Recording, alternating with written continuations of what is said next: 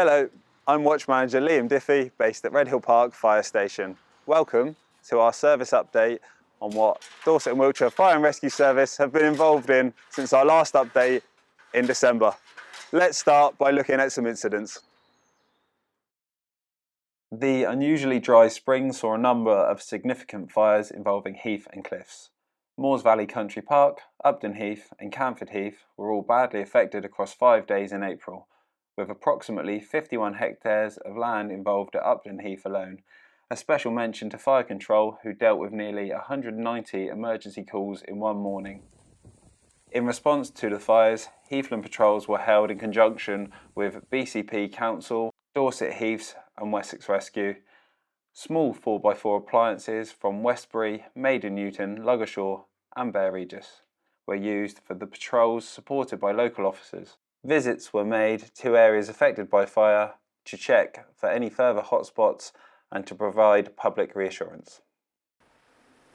As part of our ongoing commitment to tackling heath fires, the service has invested in a new Unimog appliance, which is due into operational use later this month. This specialist off-road vehicle is based at Wareham Fire Station. The old vehicle, which is over 16 years old, has proved invaluable at many large-scale incidents across the whole service area.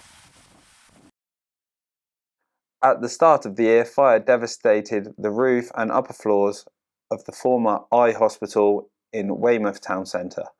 The blaze on the 4th of January affected a restaurant business, and that sadly remains closed while repairs are ongoing. Multiple fire crews from across the service were needed to tackle this fire involving the roof and first floor of a thatched property in Durrington on the 12th of April. Firefighters remained on the scene throughout the night, stripping away the thatch and saving as many of the occupants' possessions as possible.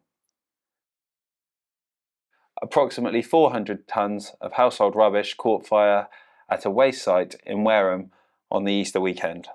4 fire crews and 2 water carriers were needed to bring the incident under control.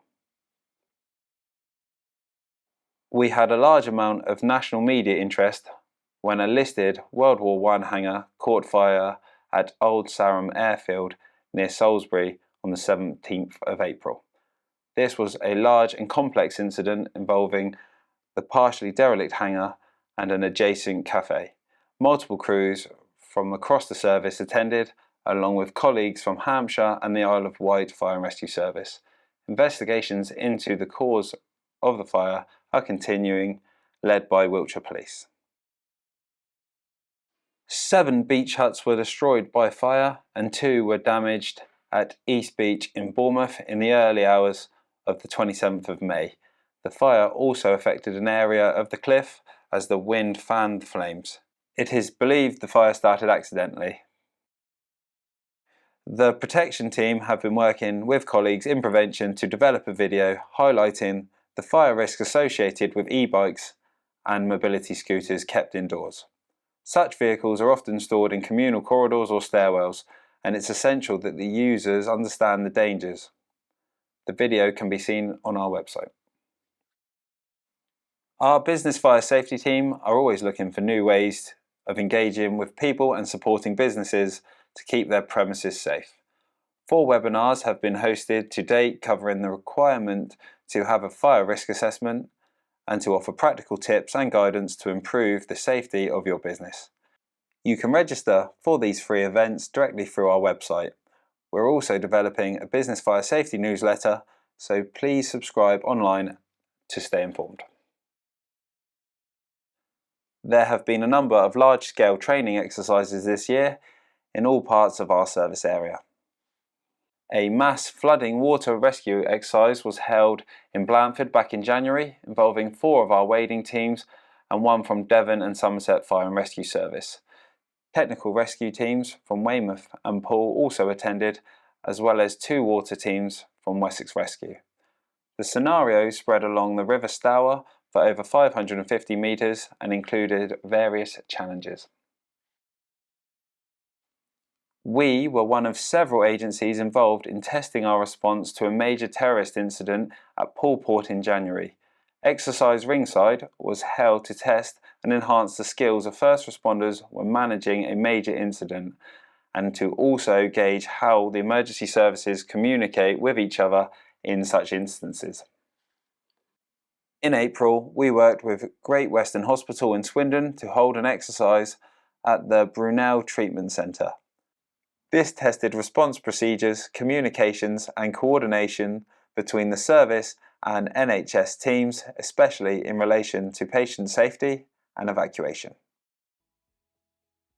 Also, in April, an exercise was held at Salisbury Cathedral to test our response to a fire located at the base of the spire, with 20 people unaccounted for and needing escorting out using smoke hoods.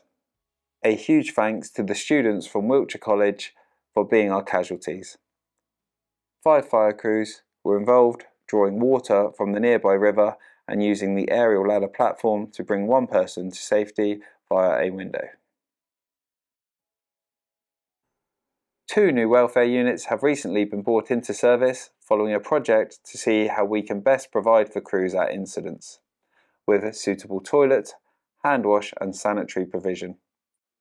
This work followed feedback from the Operational Women's Network as well as incident debriefs.